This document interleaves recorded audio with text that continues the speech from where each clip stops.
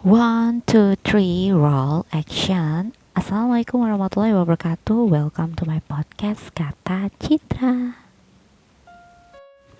Hello everyone, sudah memasuki weekend nih. Dan aku mau ngucapin selamat menunaikan ibadah puasa bagi yang menjalankan ya. Semoga puasa kita bisa menjadi berkah untuk kita semua ya. Amin ya robbal alamin.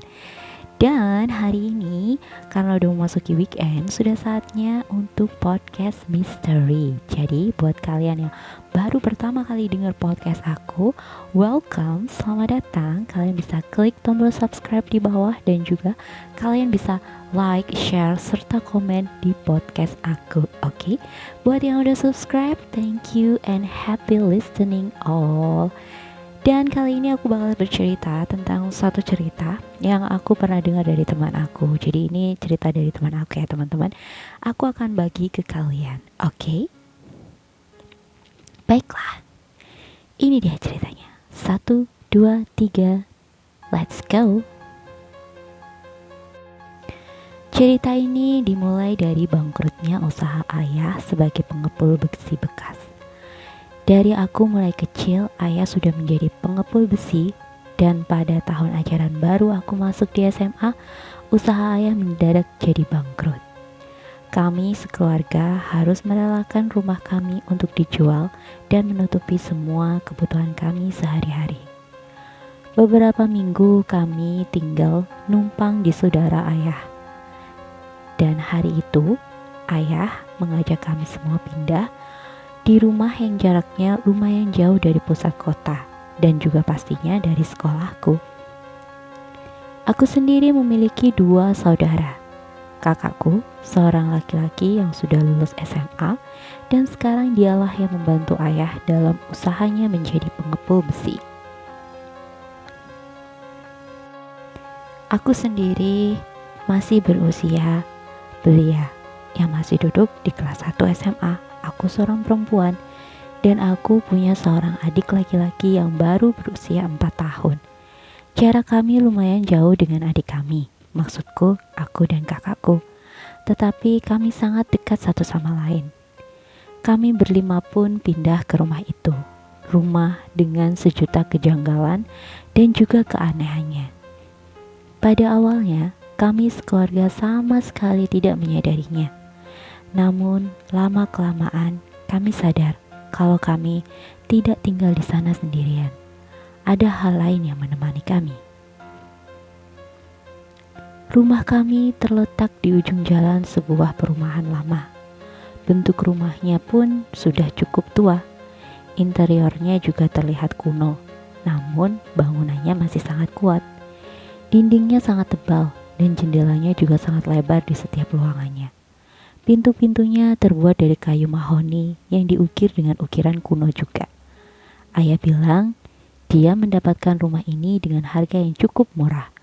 Dan saat ayah lihat rumah yang besar dengan harga murah ini, tanpa berpikir lagi ayahku mengedilnya. Kami tiba di rumah itu saat azan azhar berkumandang dan langit yang sedikit mendung. Maklum, saat kami pindah adalah musim penghujan. Setibanya di rumah itu, kami membongkar barang-barang kami sebagian. Yang penting-penting dulu yang kami keluarkan, karena berpikir sebentar lagi petang. Waktu untuk membongkar barang pun juga tidak banyak.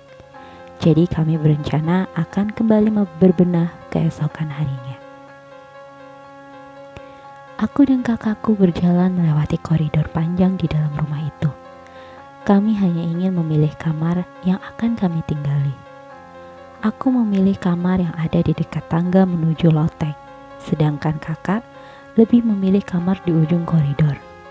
Adikku yang masih kecil ikut tidur bersama ayah dan ibuku di kamar dekat ruang tamu di depan.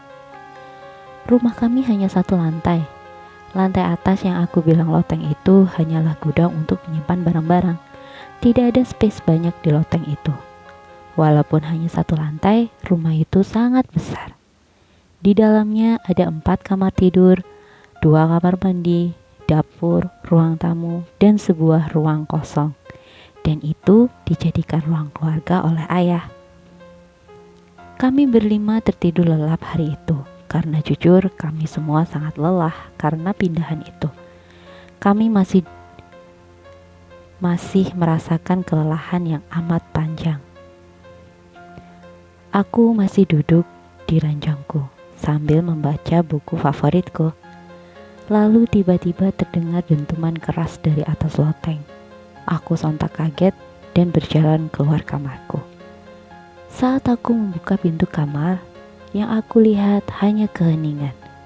Jam dinding saat itu menunjukkan pukul 10 malam. Aku kembali menutup pintu kamar dan naik ke ranjangku lagi. Entah kenapa perasaanku jadi tidak enak. Seperti ada yang mengawasiku, tetapi aku berusaha mengalihkan itu semua dan berpikir kalau itu hanya karena aku belum terbiasa di rumah baru kami ini, dan aku pun lalu terlelap. Keesokan harinya aku bertanya pada ayah tentang dentuman semalam, tetapi ayah sama sekali tidak mendengar apa-apa. Kakakku juga dan ibuku juga mengaku tidak mendengarnya.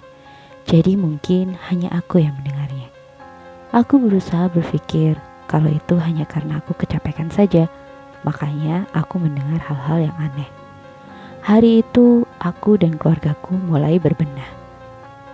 Dan aku sengaja izin tidak masuk sekolah karena ingin membantu keluargaku berbenah. Jam menunjukkan pukul 3 sore saat kami sudah selesai berbenah.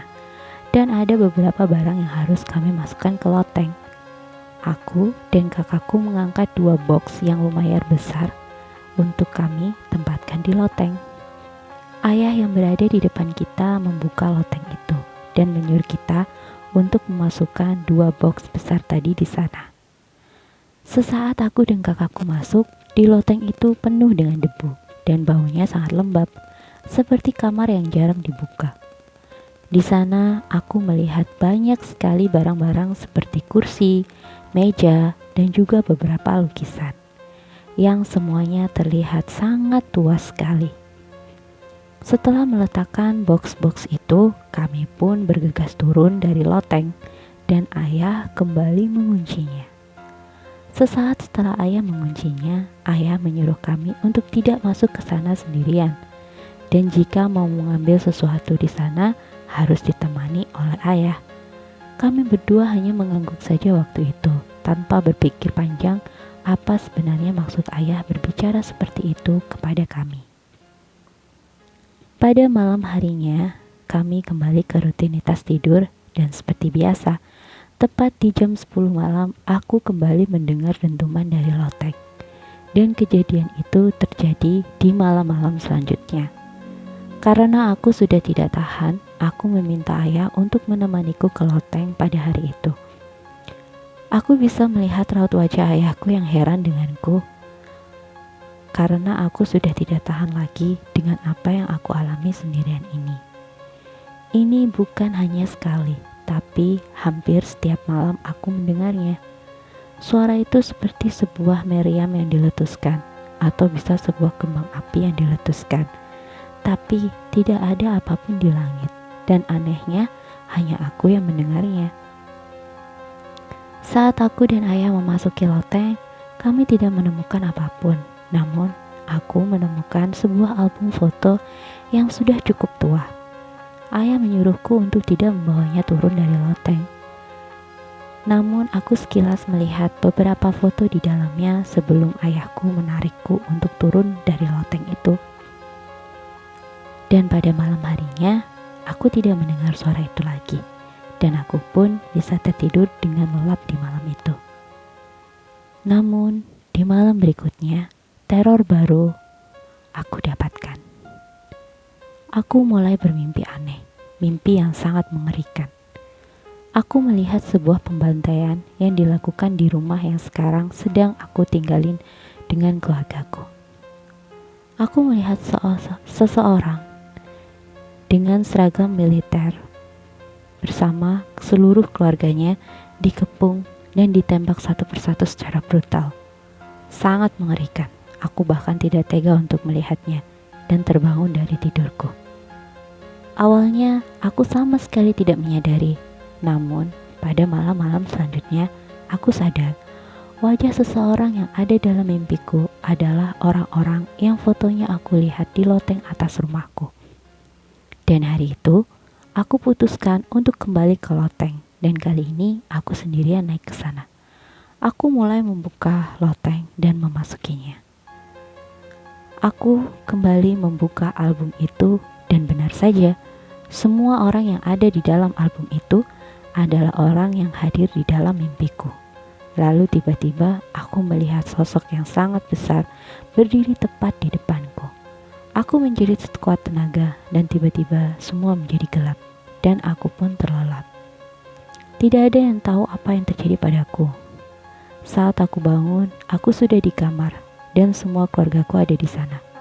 Aku melihat raut wajah ayahku yang pucat dan ketakutan. Kakakku juga cemas serta ibuku yang juga tampak menangis. Lalu aku berusaha bangun dan bersandar di ranjangku. Aku menceritakan semua yang aku alami kepada keluargaku. Dan ayahku juga akhirnya bercerita tentang rumah ini. Ternyata bukan hanya aku saja yang diganggu. Hampir seluruh keluargaku diganggu. Namun mereka mengganggu dengan cara yang berbeda-berbeda. Seminggu setelah kejadian itu, kami pun memutuskan untuk pindah lagi dan menjual rumah itu. Belum genap sebulan kami tinggal di sana. Kami sudah harus merelakan rumah itu lagi. Kami sekeluarga pindah di rumah susun tengah kota. Walaupun kecil rumahnya, tapi tidak apa-apa, asalkan kami tidak diganggu lagi. Semenjak itu, aku dan keluargaku tidak pernah lagi mengunjungi rumah itu. Rumah peninggalan kolonel, begitu ayah menyebutnya. Karena ternyata sebelumnya, bertahun-tahun yang lalu, rumah itu dibangun dan ditinggalin oleh seorang kolonel dan seluruh keluarganya. Mereka meninggal dibunuh oleh beberapa perampok yang mau menjarah rumah itu. Semua anggota keluarga meninggal di sana. Makanya, rumah itu terlihat sangat menyeramkan karena banyak sekali arwah penasaran di dalamnya. Sebelum ayah menjual rumah itu, ayah juga sempat mengadakan pengajian untuk mendoakan semua arwah-arwah yang ada di rumah itu supaya tenang. Dan setelah itu, kami sama sekali tidak pernah kembali ke rumah itu lagi. Dan baiklah teman-teman, itu tadi cerita dari teman aku. Jadi dia dulu pernah tinggal di sebuah rumah yang rumah lama yang dulunya ditinggalin oleh seorang kolonel dan meninggal karena dibunuh oleh perampok gitu. Jadi mungkin suara dentuman yang didengarkan oleh temanku itu tadi itu adalah suara tembakan. Di jam 10 si perampok tadi membunuh semua keluarganya. Jadi faktanya seperti itu teman-teman, dan cukup creepy juga ya kalau tinggal di rumah seperti itu. Jadi sekarang temanku udah nggak di sana lagi sih, dia udah punya rumah sendiri sama keluarganya dan mereka juga tenang, sudah nggak ada lagi. Dan aku rasa rumah itu masih ada mungkin ya, tapi nggak ada yang nggak ada yang ninggalin. Mungkin kalau kalian mau uji nyali juga nggak apa-apa. Alamatnya sih temanku nggak ngasih ke aku, cuman dia cerita aja gitu. Kalau nggak salah daerahnya di daerah Banyuwangi gitu. Kalau kalian mau ke sana cari aja di Banyuwangi. Oke. Rumahnya cukup besar karena aku sempat dikasih lihat fotonya, cuma aku nggak punya fotonya, jadi aku nggak bisa share ke kalian. So sorry. Jadi ini sebenarnya kisah nyata. Terus rumahnya mungkin sekarang sudah agak hancur ya karena sudah lama banget gitu. Dan semoga aja dengan cerita ini bisa menghibur kalian di malam minggu ini. Oke, itu tadi cerita dari aku teman-teman, podcast misteri kali ini, dan semoga kalian suka. Kalau kalian suka, kalian bisa klik tombol subscribe dan bisa like, share, serta komen di podcast aku. Oke. Kalian juga bisa kirim cerita-cerita misteri kalian, atau kalian mau curhat sama aku boleh di komen di bawah, atau kalian bisa kirim di alamat email aku, nanti aku kasih di bawah di kim.citra@gmail.com kim.citra01@gmail.com. Oke. Nanti aku akan share linknya di bawah ya teman-teman. Jadi kalau kalian mau share cerita kalian, cerita misteri boleh, cerita apapun boleh di-share di sini, atau kalian minta aku buat nge-review drama atau film apa, kalian bisa komen ya di bawah atau kirim lewat email. Oke, sekian dulu podcast dari aku. Thank you for listening. Don't forget to subscribe, like, share, dan comment.